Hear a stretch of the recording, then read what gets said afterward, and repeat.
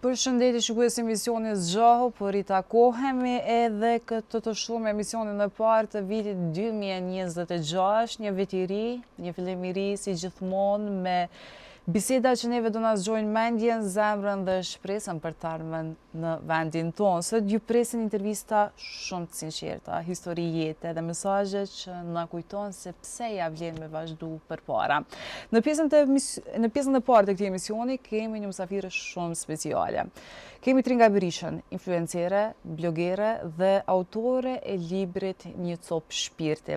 Sot e njohim për te rrjeteve socialeve përmes një bisede për shkrimin, jetën personale dhe gjithçka që fshihet pas këtij imazhi publik cilin ju jeni mësuar ta shihni. Tringa, shumë kënaqësi të të kem sonte në Zgjahu. Kënaqësia është e imja.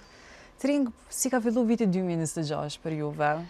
Viti 2026 filloi shumë mirë, me shumë surpriza, me shumë dhurata, me momente shumë bukura me familjar.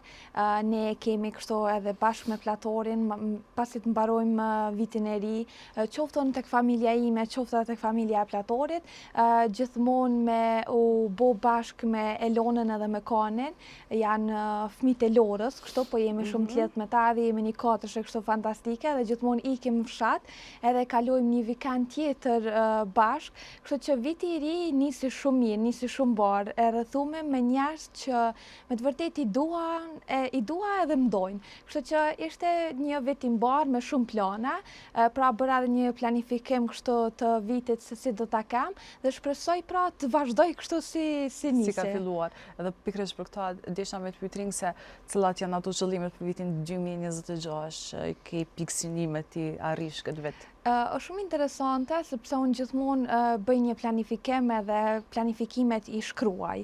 Edhe kur fillova të shkruaj planifikimin e vitit 2026, zakonisht e bëj para se të filloj viti, po kësaj here pak me vonesë dhe e bëra në janar. Them gjithmonë, jo gjithmonë duhet të thënë qëllimet e tua, ndonjëherë disa duhet i mbash për veta, pra të punosh kështu në mënyrë pak sekreta. Edhe qëllimet e mia kryesisht janë në aspektin e zhvillimit të karrierës time, në aspektin personal, edhe të zhvillimit të personalitetit tim çdo herë më shumë. Pra, qëllimit kryesor që ja kam caktuar vetit këtë vit është të lexoj 50 libra, të përfundoj pra vitin me 50 libra. 50 libra, po. Kjo është një nga qëllimet e mia. Gjithashtu të mbaroj me sukses sepse këtë vit do të diplomoj në juridik. Pra, këto janë qëllime të vogla, të lezetshme, po që hap pas hapi kur ndërtohen e shet që është një diçka shumë e madhe që ke arrit. Goxha qëllime, Tringa. Tring te ke botu librin Një copë shpirti. Unë ende nuk e kam lexuar dhe pres që më ma sjell edhe mua një libër të tillë që ta lexoj, po si lindi ideja për këtë libër? Pasioni për të shkruar ka filluar qysh nga shkolla fillore, edhe shumë interesante sepse ishte një pasion që unë realisht nuk e dija se e kisha, po thjesht rrjedhte në përditshmërinë time. Edhe kur erdhi koha pra, se unë kam filluar të shkruaj pra ese, edhe kam filluar të shkruaj tregime, më pas romane, kurse poezia ka ardhur shumë më vonë. Pra unë kam shkruar 2 romane para se të shkruaja pra librin me poezi, po kur fillova poezit më pëlqenin më shumë. Më dukej sikur po flas atë historinë time që dua ta tregoj me shumë pak fjalë, e që ishte shumë e vështirë për të bërë. Edhe kështu me kalimin e kohës thash, mirë, ndoshta do të botoj ndonjëherë një libër, edhe kur erdhi koha e diskutimeve, sepse gjithmonë kisha më dyshjet e mia atë ti botoj apo jo, thash po e filloj me një përmbledhje të poezive që i kam shkruar ka herë, që nga klasa e 9, edhe kështu doli Një copë shpirti. Gjithmonë e kam ditë idenë e titullit, si do të dukej kopertina, me çfarë ngjyre, si do të quhej titulli, edhe kështu u bë, pra sepse mendoj që për shkak të përmbajtjes së librit, realisht Një copë shpirti është me të vërtetë një copë shpirti. Një copë shpirti e imja, po dhe kujdo që e lexon, sepse gjen veten në tematika të ndryshme. Cila është pika më e fuqishme në këtë libër që e ndjen më shumë të që e ka lënë shpirtin? Padyshim që e gjithë përmbajtja është, besoj, se cila ka rëndësinë e vet, po një pjesë e jotja që e ndoshta të gjen veten e zakonisht ashtu. Është një poezi që do ta veçoja, nëse flasim në aspektin tim personal, që cila do të më kthente në kohë kur do ta lexoja, është shumë e shkurtër, është poezia është njerëzime. E kam shkruar në banka të shkollës. Kështu kishim një moment të fundit para se të merrnim notat përfundimtare në gjimnaz, edhe kisha veç një laps në dorë, sepse ishte dita e fundit e klasës së 10 ose 11, nuk e mbaj mend sakt, edhe veç më bie ndërmend edhe e shkruaj në bank. Edhe kjo ka qenë një moment shumë i mirë për mua, kur unë e kam kuptuar, kam thonë që kjo pjesa e shkrimit nuk po më lën mua, edhe nëse dua unë ta lë. Nuk është se e kam menduar ndonjëherë të mos shkruaj, po thjesht e kam kuptuar sa e rëndësishme për mua është të vendos mendimet në fletora, ose në fletë, ose kudo, në këtë rast në bankë. Dhe kjo ka qenë një mesazh në mënyrë indirekte që ja kam dhënë vetvetes, edhe kam thonë, këtu jam unë, pra, këtu do të shkruaj, edhe kjo është pasioni im. Edhe ajo mund të quhet, po një diçka që e veçoj gjithmonë dhe vazhdoj ta them në librin tim Një sopë shpirti, është poezia e fundit. Është vetëm një poezi që nuk e kam shkruar unë. Është një poezi që e ka shkruar nëna ime për mua, në ndjenjen e saj kur gjithçka ndryshoi pas kohës kur unë u fejova. Emocionet kur i mungova në shtëpi, edhe faktin që aja kuptoi që unë gjeta dashurinë e jetës, e që ishte shumë interesante, dhe thash, okay, do t'ja bëj një dhuratë mamit, duke pas parasysh që ka qenë një përkrahje e vazhdueshme e këtij pasioni tim, edhe kam thënë, okay, këtë poezinë e fundit si ëmbëlsirë po e lë poezinë e mamit që e ka shkruar ajo për mua. E ke dikon? Mund ta lexojmë për publikun, nëse të kujtohet ndonjë paragraf, kështu që ta... Nuk e di, nuk e besoj që e kam, sepse ka qenë e shkruar para 4 viteve, edhe e kam pas edhe të vështirë madje ta gjej. Thoja mamit si mënyrë indirekte, sepse kisha shumë vështirë t'i thoja, pra edhe tash me telefonin e ri që e ndrova nuk e kam me vete, po besoj që herën tjetër pse jo i gjejmë edhe disa momente të sajna. Por është poezia e fundit për gjithë ata që e kanë librin tashmë. Edhe aq më pak kur është prej nanës, kuptohet që janë ato emocionet shumë të forta. Po, disa më thonë që është më e mira. Po, është më e vërtetë sepse janë shumë reale gjithçka. Trink, po sa është e vështirë me qenë shkrimtar, aq më pak në një moshë të re ku shohim se gjitha vajzat në moshën tënde ndoshta kanë dëshirë këtë pjesën e botës së televizionit tregon komplet ndryshe nga kjo se çfarë ti je duke e bërë aktualisht.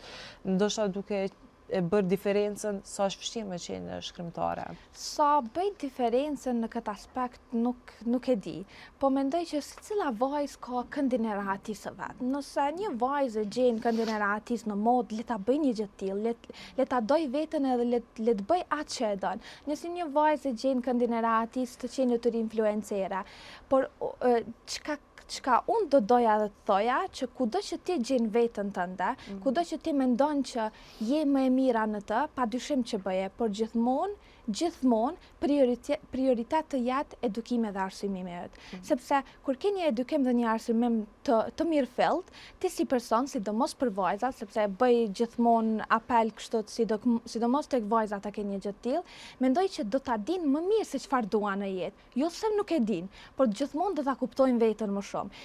Kjo, për të ndërlidhur, më ka ndihmuar mua shumë në aspektin e shkrimit, edhe të qenurit shkrimtare.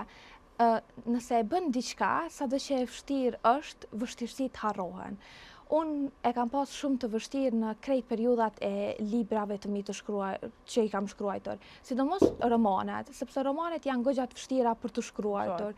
Pra ka një strukturë pak më delikate, duhet të jenë detajet pak më ndryshe, një strukturë, një storje e caktuar mirë, edhe është shumë e vështirë. Por kur kujtoj për shembull promovimin e librit tim, pra një ëndër e bërë realitet, më largohet kjo ideja e vështirësisë që e kisha, edhe them, po ja ku është rezultati, pra është një diçka shumë e bukur. Pra këndi i rahatis, po absolut, është më pas edhe më bën me reflektu për me vazhdu prapë me bën një gjë të tillë, ashtu siç edhe fillova me shkruaj një libër të ri.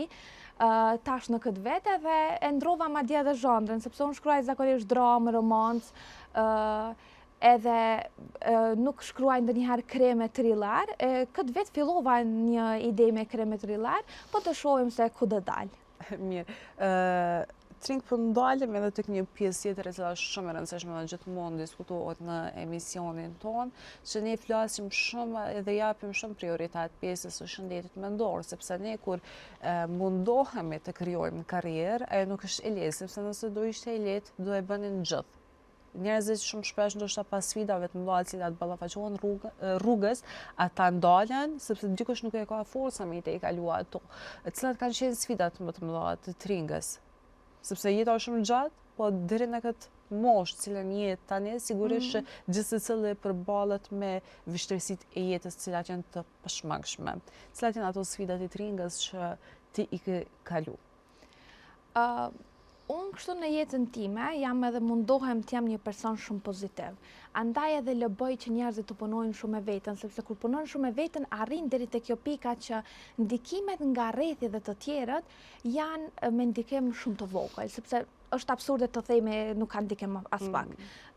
Dhe kur ti arrin në këtë fazë që punon vazhdimisht me ty, po edhe familja ime, sepse në këtë rast ka punuar shumë familja ime, tani e kam ndihmën shumë të madhe të partnerit, platorit, arrin në një pikë ku edhe ndikimet sa do të vogla që janë, ti e ke një forcë që ke krijuar një karakter tëndin edhe është pak e vështirë pra të thuash që kjo është një sfidë shumë e madhe, por padyshim, ashtu siç edhe e tha, sfidat nuk largohen, pra i kemi, vazhdojnë të jenë. Madje nëna ime gjithmonë më thoshte, kjo sfidë që ti ma thua mua është e vogël sa do të kesh. Pra nuk do të shkojnë duke u pakuar, do të shkojnë duke u shtuar sfidat e tua, për ti do të shkosh duke u bërë me efort për t'i përballuar ato. Sfidat që unë në përgjithësi në jetë i them, janë humbjet e njerëzve të mi të dashur. Këto janë sfida ime më e madhe, pra e kam pasur një luftë me faktin për të kuptuar që daja jem, gjyshi jem, madje edhe një shoqe imja shumë e re që vdeq tash, nuk janë më në jetë. Edhe këto mund të themi që janë një realitet që të përplas që vdekja është gjëja më e sigurt në jetë që ty do të ndodh, edhe mungesa që ti do t'i kesh këta njerëz është shumë e vështirë. Edhe këto do t'i konsideroja si sfida shumë të mëdha jetësore. Më pas sfidat e tjera në të shkruar, në karrierë, në profesion, janë sfida normalisht që mund edhe të ndodhin, por që gjithmonë kalohen. Kurse kjo ti e din që aty është gjithçka, pra me të vërtet nuk do t'i shohësh, me të vërtet nuk do t'i ndjesh aromën e tyre, bisedat e tyre, pra nuk do të kesh momente me ta, s'do i përqafosh asnjëherë. E kjo është goxha sfiduese në jetë, mendoj. Por edhe kjo kalohet normalisht, zbehet në një farë mënyre, por kalohet. Ndoshta mësohemi me atë lloj dhimbje. Do ndalemi pikërisht kështu sepse ndoshta kjo është një nga ato momentet kur njeriu ndryshon gjithmonë këndvështrimin për jetën, pikërisht kur humbim prej njerëzve tanë të cilët ne i dojmë dhe ndodhin këto fatkeqësitë. E përmende shoqën tënde. Ndoshta ishim dalë pak te kjo pjesë. Na tregu pak më shumë për këtë pjesë edhe me fol pak për ato momentet e tua vështira, sepse janë edhe raste cilat në një anë tjetër e bën njerëzit për me reflektu. Edhe më javdit pastaj vlerën disa gjërave edhe mes me marr të mirëqana, sepse askush nuk na garanton që nesër ne prap do jemi bashkë në një njëjtën studio apo diçka. Shumë e vërtet, një nga shoqet e mia më të mira, unë kam një rreth shumë të ngushtë, po atë rrethin e ngushtë që e kam e mbaj kështu shumë me dashurie, me biseda, me momente të bukura. Edhe Mirgeta ka qenë një prej këtyre. Unë sapo kishim dalë me pi kafe në një moment të caktuar, para se ajo të ndronte jetë, edhe i krijuam ca plane, çfarë do të bëjmë pra në një të ardhme shumë të afërt. Edhe unë kisha një udhëtim për të bërë në Amerikë në maj, edhe shkoj në maj të vitit të kaluar, jo të vitit 2025, të vitit 2024, edhe shkoj në maj edhe pak para se të mbaroja pushimin, unë veç sa i shkruajta në fillim të pushimit që gjëja e parë që do të bëjmë nga kjo lista që kemi kriju, është do të shohim një film kinema. Ishte pra një ide që e donim ta realizonim si një takim mes shoqesh. Edhe duke qëndru, duke pasur ndoshta një ditë shumë të mirë në Amerikë, në atë kohë ishte dita e nënave, edhe unë e festova me njerëzit që i kisha afër duke i uruar sepse gjithë ishin pra nëna. E kisha një lloj ndjenje, kështu gjatë gjithë kohës edhe shumë interesante është sepse ndonjëherë edhe këto ndjenjat e fuqishme ty të vinë, edhe fillova lutesha për shoqëri.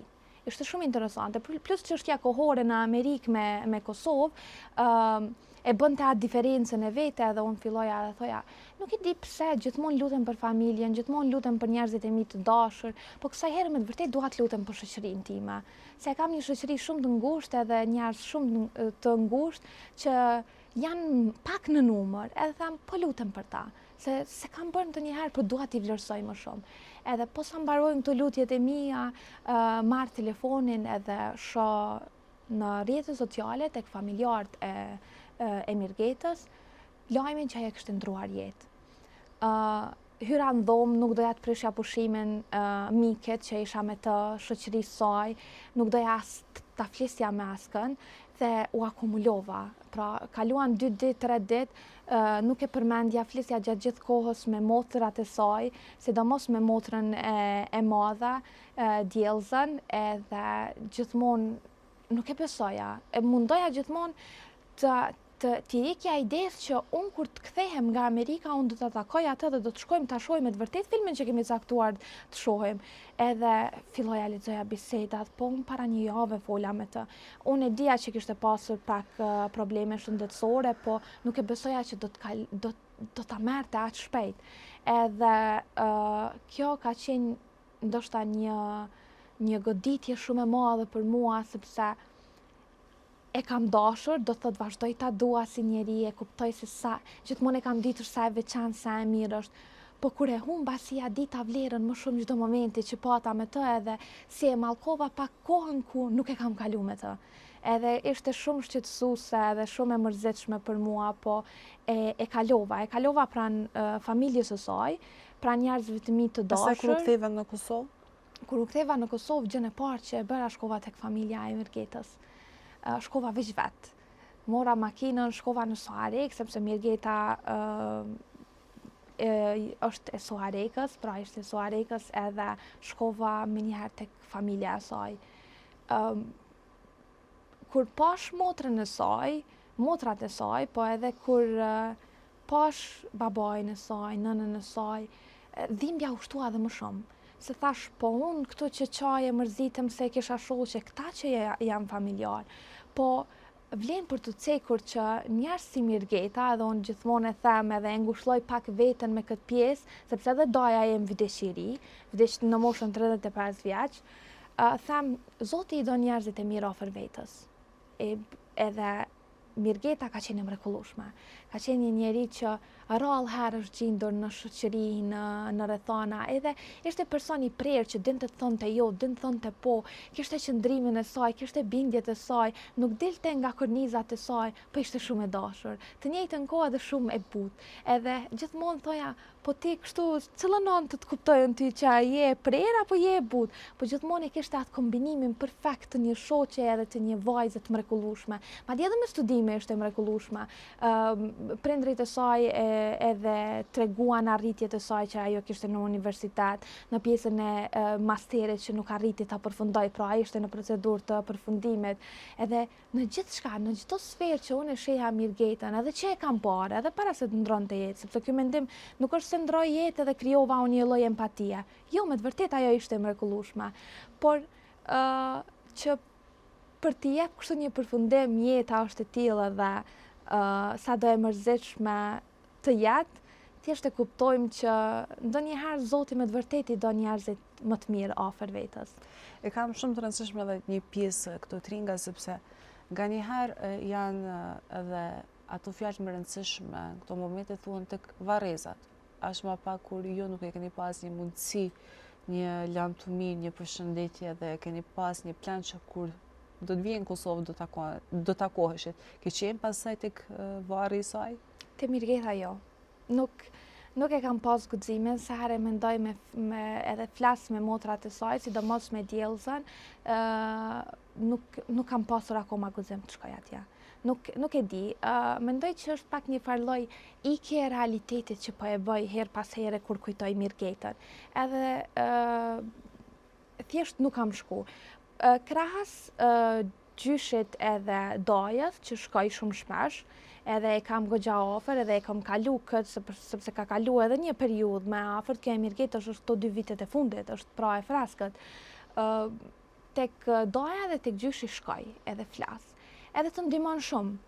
Të ndihmon shumë deri në një pikën ku kontrollon veten, sepse unë gjithmonë them që edhe gëzimi shumë i tepërt, po edhe mërzia shumë e tepërt duhet balancuar, padyshim, sepse e balancon për veten tënde se ti s'ke ç'bën më. Edhe jo, tek Mirgeta nuk kam shkuar. E di që do të vije koha kur do të shkoj, por një herë nuk e ndjej veten të gatshme. Mirë, po kthehemi tek një pjesë tjetër, cila është e pashmangshme për ti ikur, sepse ju i përkësni një familje cila është shumë mediatike dhe është shumë e komentuar si reja e Mirje Braz dhe Naima Bazit. Ju një të nkojeni edhe një shkrimtare. Më intereson shumë e ditë, a ke menduar që ndonjëherë do arrije këtë famë, duke qenë vetëm shkrimtare, apo mendon që ka qenë kjo një fat i madh, sikur një boost të them nga ana e kësaj familje që ti thuaj se po jeton këtë ëndrrën që e ke dashur dhe e ke ndruar gjithmonë. Tani pjesa të qenë shkrimtare që do ta botoj një libër, siç e thash edhe më herët, që e kam menduar edhe kopertinën edhe titullin, edhe si do të jetë edhe promovimi, gjithmonë ka qenë në pjesë të manifestimit tim jetësor. Edhe pjesa e intervistave për të folur për librin tim. A e ka menduar se do të flas edhe si një nuse 2 këngëtarëve që kanë ndikim edhe kanë kontribuar shumë për kombin shqiptar me kulturën, traditën e tyre dhe me artin e tyre? Absolut jo, nuk e kam ditur.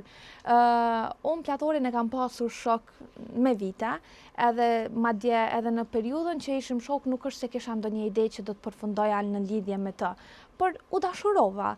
Edhe gjëja e mirë edhe e kësaj është që padyshim, ndikimi mediatik ishte ekstra për mua në pjesën e të qenurit shkrimtare për të promovuar librin tim, sepse ishte dhe është dhe vazhdon të jetë një gjë e pashmangshme në jetën time. Unë gjithmonë jam tri nga Berisha, e cila u dashurua me Platorin, u fejua me të e jeton me të, e që Platori është djali i Naimit edhe i Miris. Kështu që normalisht që unë gjithmonë do e di që kjo pjesë e jetës time do t'jetë gjithmonë edhe do të përmendim për një gjë të tillë. Unë vazhdoj të luftoj që të krijoj emrin tim me gjërat që unë kam, po gjithmonë do të mburrem kam i këmbëvjerri. Pra jam shumë e lumtur që jam në një familje ku përveç dashurisë, harmonisë, gjërave të bukura që ne i kemi edhe artin, edhe unë kam qëlluar të pakën artiste në formën time. Edhe pse unë nuk këndoj, po të paktën e kam këtë pjesën time të artit, po. Në realitet unë në shtëpi këndoj më shumëte. Po, nuk e kam zërin për të kënduar. Po Tringa, ne dim që jetojmë në një shoqëri cila është edhe goxha paragjykuese. Po, e kuptoj. Edhe kemi këto problematikat e tona, të cilat ndoshta shpesh herë mundën me na ndikojnë në mënyrën se si ne jetojmë, në mënyrën e vetbesimit edhe shumë gjëra të tjera në jetë. Cili ka qenë paragjykimi ndoshta më i madh që e ke pa për ty ose e ke ndëgjuar prej dikujt? Paragjykimi më të mëdha, më shumë lajme të rrajshme të mënyrës se si jetoj, mund të themi, sepse paragjykime, ndoshta edhe nuk është se kam parë diçka në një paragjykim të caktuar dhe them jo se jam unë. Lajme të cilat qarkullojnë që Tringa është atë zënë që nuk është e vërtet, ose Mirja do të bëhet gjyshe, që edhe kjo nuk është e vërtet. Pra lajme të tilla, Tringa ka 4 makina, 5 makina, as këto nuk janë të vërteta, do doja t'i kisha, mirë do t'ishte, po pra lajme të tilla kështu, nuk është se janë të vërteta të themi, edhe këto mund të tingëllojnë pak të çuditshme, por nuk është se kam parë diçka shumë madhore që të themi të jetë një problematika që madhe, saqë edhe për të reaguar unë, sepse në përgjithësi në lajmet në asnjë lajm që është shkruar nuk kam reaguar ose nuk kam bërë ndonjë reagim, edhe qofshin ato jo të vërteta ose të bukura. Pra s'mund të themi diçka shumë kështu madhore që ka qenë. Duke bërë tash je bërë pjesë e botës së showbizit edhe komentohesh që jashtëzakonisht për çdo veprim tënd.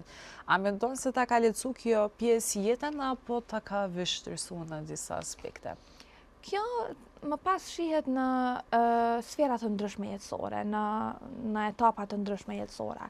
Për momentin nuk është se ka luajtur shumë rol për faktin që po e shijoj edhe këtë botën mediatike të thëmë drejtën, po më pëlqen. Po më pëlqen edhe vëmendja që e marr nga publiku, nga njerëzit, sepse po marr shumë dashuri, shumë mesazhe të mira. Unë thash që jam një person që mundohem ta kap të mirën, ta shoh të mirën, edhe kjo e mira këto po më vjen përmes kësaj shfaqjes time mediatike. Edhe mund të ketë ndonjëherë probleme të caktuara ku njerëzit mund të më gjykojnë, ose unë duhet të kem kujdes në vende të caktuara, vende specifike, po janë momentet mendoj që te i kalohen. Më pas nëse do të kem në një të ardhme të afërt probleme të cilat edhe kjo mund të më shfaqen, nuk e dyshoj absolut, mirë se arshin, do t'i kemi kështu në menaxhem, do t'i sfidojmë, i mirëpresim, po edhe i te i kalojmë, besoj që gjithçka te i kalohet. Bukur, kam dëgju që dikush ka pyet se edhe a do bëhesh ndonjëherë pjesë e Big Brother VIP Kosova. E kam shumë të rëndësishme me ta bërë këtë pyetje, nëse kisha ardhur ftesa, më qenë si një vajzë shumë edukuar edhe më jep një shembull të mirë si shkrimtare, a do e pranoj ftesën ndonjëherë për të qenë pjesë e kësaj shtëpie? Të drejtën, si format më pëlqen shumë. Kështu, realisht, më pëlqen shumë. Ka disa gjërat në përmbajtje që kanë vlerë të themi. Po nuk është e kam menduar a do të shkoja apo nuk do të shkoja, nuk kam pasur ftesë, por nuk e di, e kam shumë pikpyetje të them, sepse unë jam një person shumë hiperaktiv, nuk rri dot në një vend. Edhe ky do të ishte problemi im numër 1. Më pas, nëse do të kishte mundësi për të shkruajtur, që e di që deri tani nuk lejohen stilolapsat e gjërat të tilla, ose edhe për të lexuar, ndoshta kjo do të ma të lehtësonte të themi të thoja një po varësisht edhe prej angazhimeve jetësore. Mendoj kështu të profesionit që në një të ardhme shumë të afërt do të kem si juriste, edhe nuk e di sa do mund të menaxhoja kohën me këtë çështje. Më duket si një eksperiencë e mirë, kushdo që ta provoj edhe ka mundësinë patjetër ju them provojeni, po sa unë të përshtatesha në këtë format të tillë, më shkruajnë shumë, beson, më shkruajnë. Më thonë, sidomos kur publikoj video për libra e gjëra të tilla në atë kohë, marrin atë energjinë që tringa kemi nevojë për dikë që do të flas për këto tematika të ndryshme në Big Brother, por që nuk është se e kam menduar dhe nuk e di se sa do më përshtatej edhe çështja e kohës, po edhe çështja e karakterit dhe personalitetit tim që e kam. Ndoshta do të ndaja veten time në forma të ndryshme që gjë shumë e mirë e këtij reality show, por që me të vërtet nuk kam përgjigje, nuk mund të them ose po ose jo, por me kohën shohem. Trink, për fund një mesazh për gjithë shqiptarët.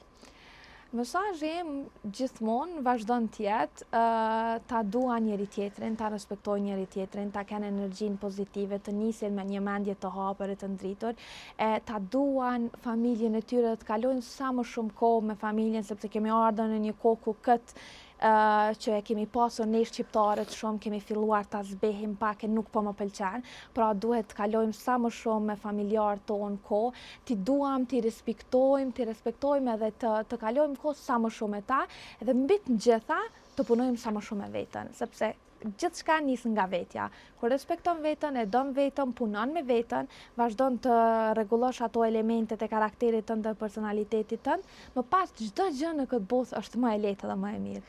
Nuk do mund ta mbyllni më mirë se sa me këtë mesazh Tringa, kështu që unë të falenderoj shumë për gjithë kohën tënde dhe këto mesazhe histori, cilat i shpalose për herë të parë në emisionin Zgjoh, shumë kënaqësi të kisha edhe po shpresoj që do të kemi prapë në shtëpinë tonë. Po patjetër kënaqësia është e imja, përndryshe ishte shumë kënaqësi të kisha një bisedë të tillë me ty, edhe po duket shumë bukur, ta thash edhe më herët, po ta them kështu publikisht. Shumë faleminderit. Edhe me të vërtetë ishte kënaqësi të kisha këtu afër. Shumë kënaqësi Tringa, faleminderit shumë.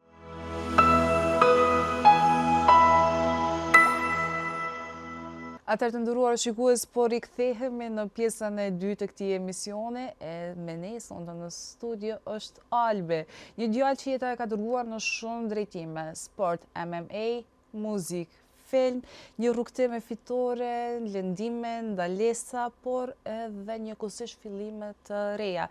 Sot do ta kemi një bisedë shumë të sinqertë për jetën, ëndrat edhe forcën për me vazhdu përpara.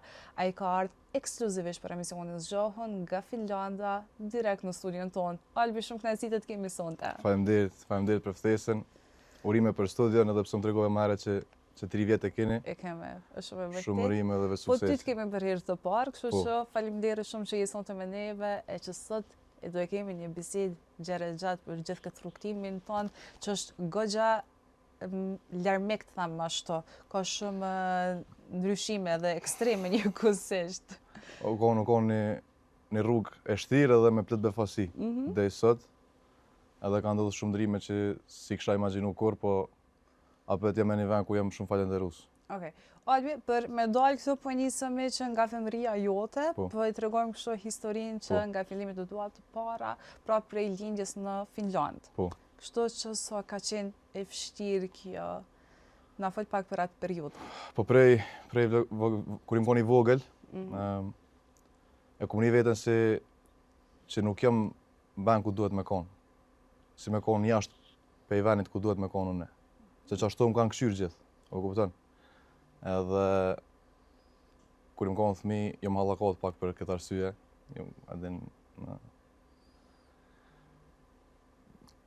Jam hi pak probleme, se kum po që e kam vendin aty. Edhe tani Je ndje i huj po, në shumë i atë huj, vend. shumë i huj. Edhe ajo më ka hallakot pak. Tani Okej. e Në kom çfarë pas. aspekti? Nuk e ke gjetë vetën në pjesën e shoqënisë shkollës e këto, apo Jo, çfarë ka ketim qenë kjo? kon tip veti, domethënë jam mbyll me një farë lloj mënyre. Edhe ja kom nis me najt me njerëz të huj, shumë më të vjetër. Edhe çashtu tani kom pas një farë rrugtimi, po kur i kom bu diku 15, 16, 17, jam hinë në MMA që më ka qetësu shumë. Edhe që të e kom gjetë një farë lloj qetësie tani. Si filloi ai rrugtim, ideja për me qenë pjesë e MMA?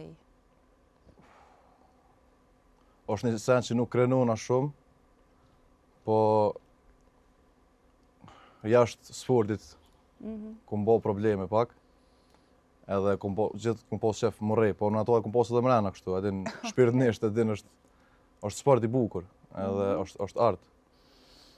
Edhe kur e kum gjetë MMA nuk konë ky irlandezi, Conor McGregori, u pa të buaj madh atëherë, 2015-ën, 2016-ën, këtë folshin për të. Edhe hera por kur e por sportin MMA. Edhe shikim të porim dashuru një farë lloj mënyre dhe me njëherë më shkun sot. Edhe aty ka fillu tani. Në një vit jam bo kampion Finlande, edhe mrena 7 muaj në fakt ndeshjen e parë e kom pas me një kundërshtar shumë të fortë, që i ka pas 4 fitore, 0 humbje, bile pa të rrejë dhe një shqiptar. Okej. Më patrol Fortinoti, tash edhe për të rrejë, edhe ja kom nol karrierën në farë lloj mënyre këtë atina. U ka shumë diçka e lehtë për mua sporti MMA, sikur peshku në ujë që kur të tënë. Okej. Po e vlerësoj këtë Albi, këtë sinqeritetin që ju flisni edhe pa komplekse, pra i tregoni këto gjana që ju kanë penguar, ndoshta dikush nga një edhe ishte kursy pak, kështu që vlerësoj shumë sinqeritetin tonë me tregu realitetin fakt se çysh ka qenë. Po, jo po, jam një njeri që kur o puna për kompeticion, e kam minutin e furt. Edhe tani unë e di që edhe shkolla është shumë e rëndësishme.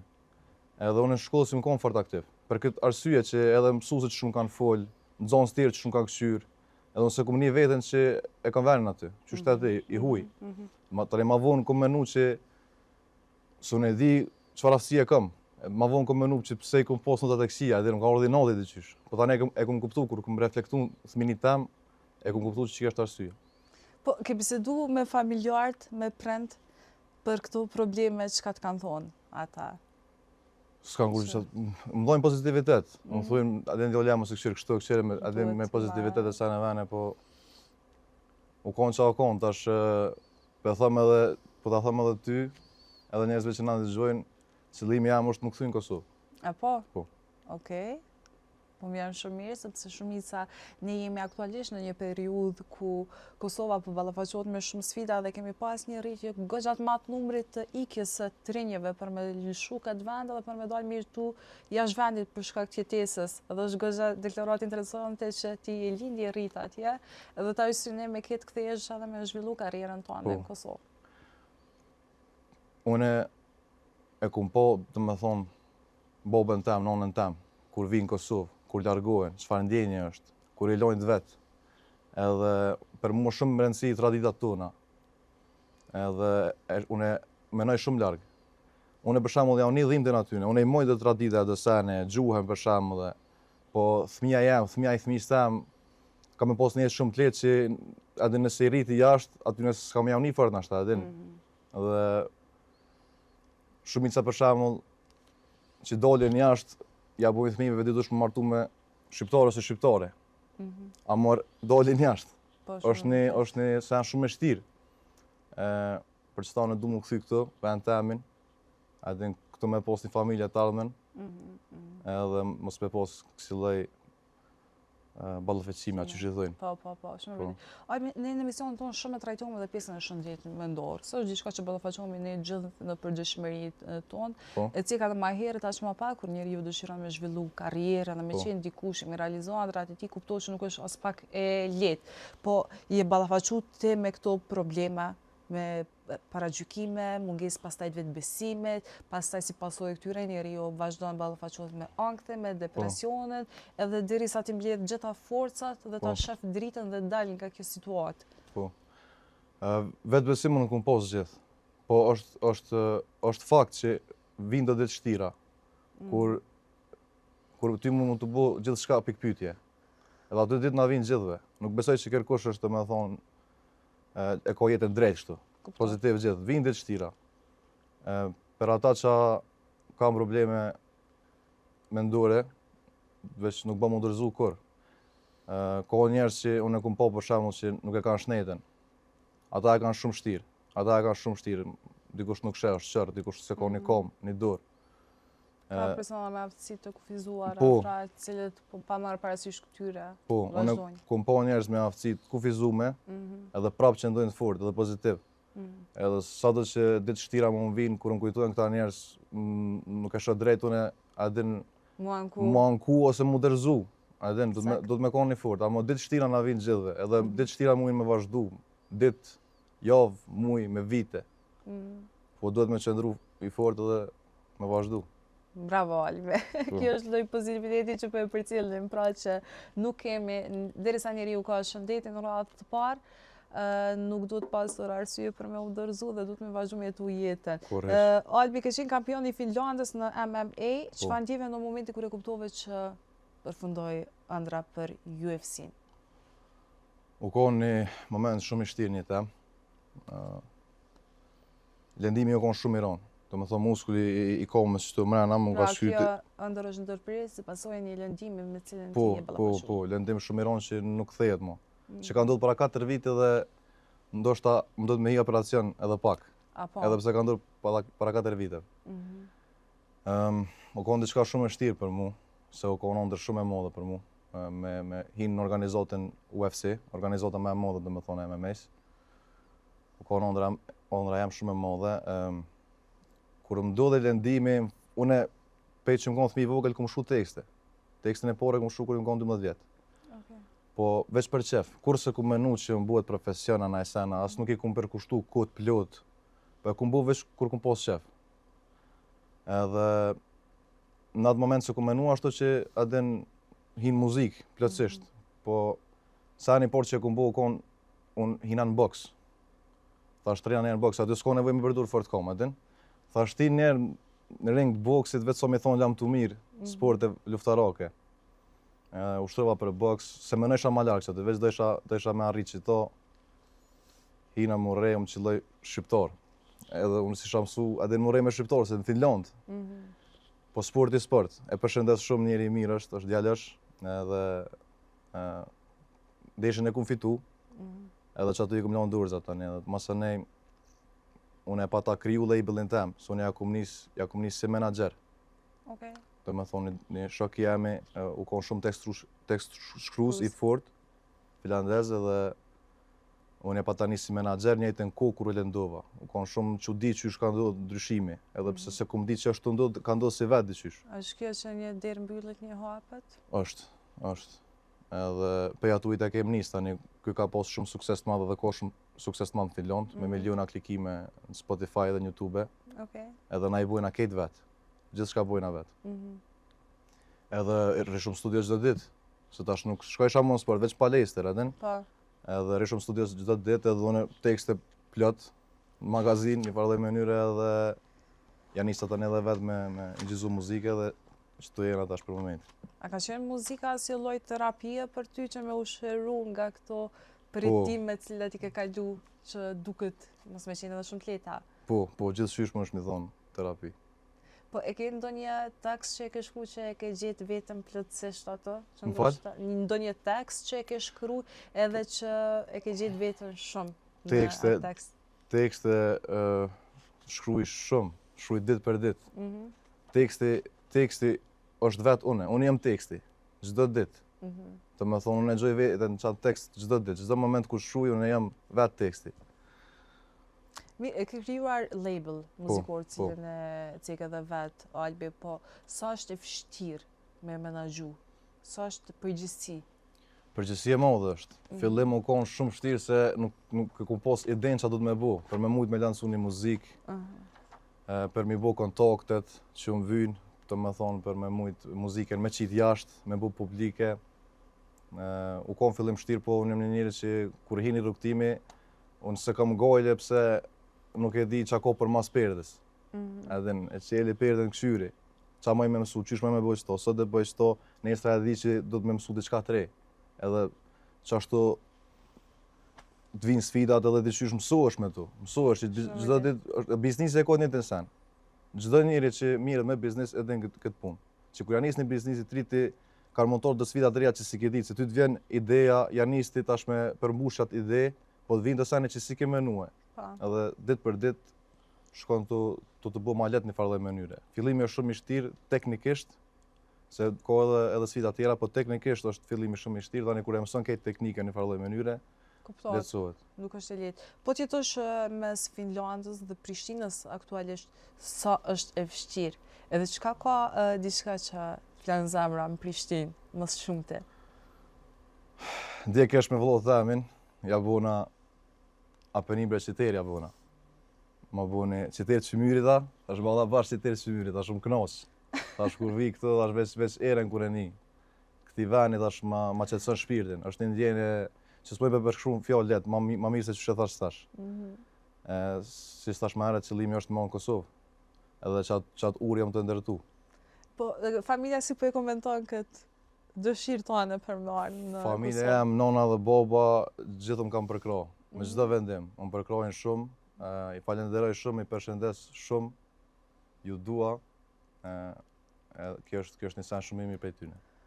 Po, jashtëzakonisht mirë ku shohim një djalë të ri, i cili po don që vendin tonë, sa më besoj që kjo është mirë edhe për Kosovën, që me hap ende më shumë tregun e muzikës se këto dëshirat e tua, pra me kontribu këto.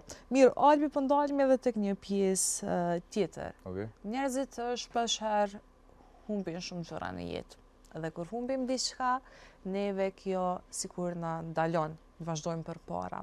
A ka pasur Albi ndonjë humbje, ndonjë sfidë ashtë të madhe, njësa që najherë ka mendu me thonë, po ndalem, sepse nuk po mundem më me vazhdu? T'jem i sinqert, kum pas shumë humbje. Shumë humbje që s'unë i ceki që tash në kamera së janë shumë personale, humbje ndryshme, që s'ku mujtë kur më nalë, nuk u konë kur dhe me thonë opcion për mu më nalë.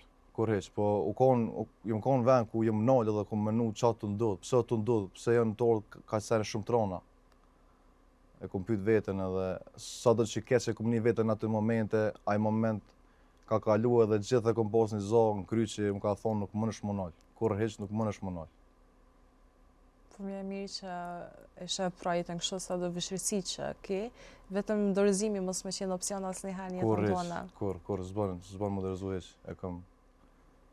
E cila është ëndra jote më e madhe Albi që mendon me realizu në një jetë me të afërt? Ëndra jame më e madhe është labeli jonë më bo shumë i madh, më bo global, më bo një prej artistave më të fortë në shqiptari, edhe artistat e mi që i menaxhoj më bo artistat më të fortë në zonën e tyne, se kem janë internacional domethënë, nuk jam veç finlandes, ko edhe tjerë, edhe me ardhur me jetu në Kosovë. Si shë artin në Kosovë? Artin? Po. Artin e muzikës. Artin e muzikës, po flasim më shumë për pjesën ku veç te e shef si profesion tonë. Tregu jonë është një prej tregve më të mëdha në Europë. Artistat tonë më të fortë bojnë dueta shumë të fortë me artista më të fortë këtë botën që janë. Edhe kjo është diçka shumë e bukur. Do të thonë, niveli i muzikës tonë është shumë i lartë. Edhe muzika për mua është shumë e rëndësishme dhe besoj që shumë shqiptar kanë nevojë për muzikën tonë që kemi. Kështu që këtë artistave që kanë dhejës, që kanë bërë muzika të mëdha, shumë faleminderit, se kur shona Sabaja ngoj këngët atë edhe e një vetën mirë. Mirë, e ki ndonjë artist Albi që mendon që kishte pas shumë dëshirë me realizu një këngë me ta, me bo një bashkëpunim, të thamë? Do një emër që te ki pak ma për qefe? Po një emër që mëj me përmen me njëherë është Unikatili. Si kësha thonë jo kur, aso për tjerë nuk i dhijet, varet për rastit, varet koncepti, çfarë projekti, kush është, qysh del, adin s'jam veç me thonë hajt për bëj, adin, po kam qef me pos një farë kemije, një farë qëllimi, a më thonë Unikatili s'menoj dy herë. Shkaj e thëmë për vojnë, adin edhe kry kjo pu. S'besoj që kishë me ndu dikush. Jo. Mirë, Albi, aktualisht njerëzit përdorin trampolina të ndryshme për me arritat famën në cilën e dëshirojnë jetë. Aktualisht një prej këtyre trampolinave është edhe Big Brother VIP Kosova, ku kemi pa që shumë të ri kanë dëshirë me qenë dikushën në tarmen edhe po e shfrytëzojnë atë audiencë, atë përmembri, ku dojnë. Ke mendu ndonjëherë me qenë pjesë Big Brother VIP Kosova? Po, në fakt, ku mendu, ma kam përmen shumë. Edhe normal që i këshyri opcionit edhe mundësit që mund me konë të mira për mu.